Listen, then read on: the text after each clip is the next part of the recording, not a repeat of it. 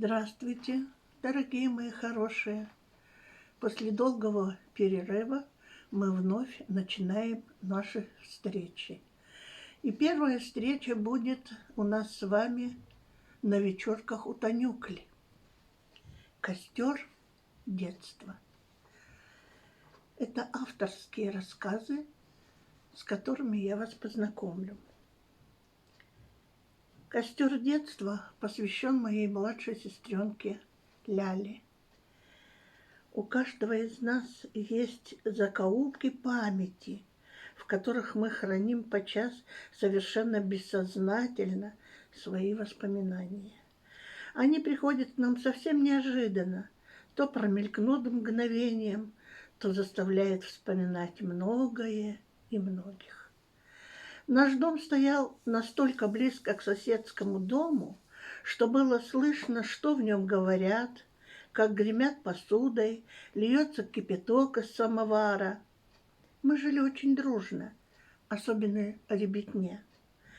А еще всех нас соединял вечерний костер.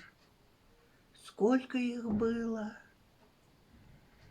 И как много он дал нам, наш костер детства. К нему приходили детвора, не обходили вниманием и взрослые. Зачинщиком во всем, как всегда, был Алька, и он долгое время нами верховодил. Обычно собирались к костру ранним вечером.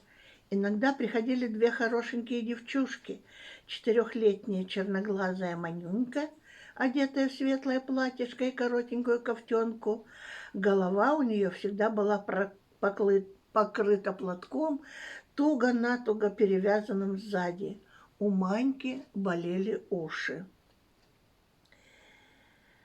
Ее подружка, длинноногая, сероглазая Ляка-Прока, с густой копной волнистых волос, была на 3 года старше, а потому главенствовала над ней. Как только девочки подходили, мальчишки сразу же оживались и принимались за свое. «Маньша, ну-ка скажи, коза!» «Коза! Ты чё, Манчиха, опять кабенишься? Ну-ка, быстренько скажи!» Сердито говорила Ляка-Прока. «Коза!» «А я и говорю, коза!» «Ладно, Маньша, ужако лучше ты стих расскажи», смилостивился над сестренкой Вовка. «Ага!»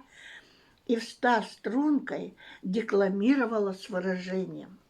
«Ты, коза, ждешь не ходи, и гумагу не топчи!» При этом Манюнька всегда грозила невидимым козе пальчиком. В окошко громкоголосая тетка Малюка гаркнула. «Манюнька, домой, спать пора!» «А я и стих знаю!» — захныкала чтица. «Завтра, Ванечка, завтра почитаешь, а сейчас беги, мама зовет», — приказал брат. Девчонка убежала, а из амбара, звеня капканами, петлями, показался Илья Иванович, отец большого семейства. Все уладив, он подошел к нам. «А чё, работежки, разговоре говорите, ага?» «Да, дядя Илья, а ты поди-ка вот на медведя ходил, да еще и не один раз. Расскажи-ка нам хоть что-нибудь поинтереснее, а?» «Да не, работишки, на медведя я никогда не ходил, а вот Нони Патрикевна, дьяволовка такая, ох, как помытарила-то меня, ох и лукавщина!»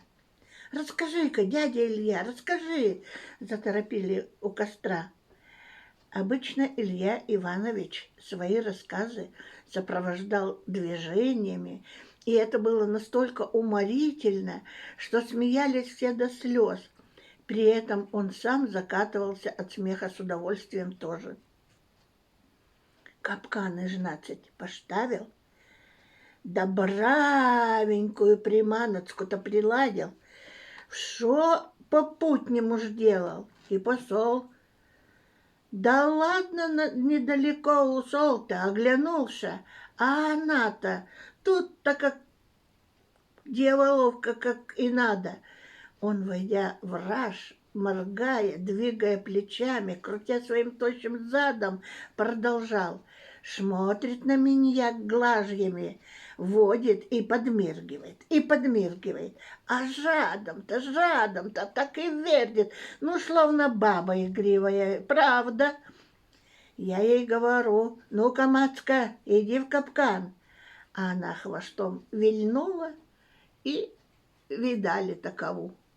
Приманочку-то жара уничтожила, залка сволочь уничтожила. Из темноты вышел Иван-капитан. Выбивая мундштук, смеясь, сказал: «Ты, батя, салагом мозги-то не пудри, еще поверят». «А я цо, Ваньца? Я не цо, так ведь оно и било, честно говорю. Ну ладно, работяжки, однако я пойду под бочок к своей малюшке. Только не шуми, мать Маньку укладывает», — напутствовал капитан. «Да я чё, Ванька, я тихо». Через минуты две-три раздался грохот, а за ним последовала ругань тетки Малёки. «Самовар уронил», — уточнил Алька. Каждую осень ходили мы своей ватагой за шишками. Первые шишки, еще не зрелые, обычно варили. Набирали мокреца заранее, притаскивали щепок со стройки, ставили на таган 2 котелка и в ожидании, когда шишки будут готовы, бывало за вечер о чем только не говорили. Слушал Алька, слушал, да и объявил: «Не, братва, так дело не пойдет. Какая-то каша, а не вечер. Ну вот о чем мы говорили сегодня». «Ага, то-то же. Отныне свои посиделки будем посвящать только одной теме. Согласны?» «А как это?» «Непонятно. Объясни, Алька». «Сегодня, например, говорим о кино, завтра о книге. Так ведь намного интереснее, не так ли?» «Давно бы так, согласны». Получив задание, каждый из нас готовился добросовестно. Не хотели позориться-то друг перед другом. Мы так к урокам не готовились, как к вечернему костру, у которого всегда всем было уютно и интересно. Продолжение следует.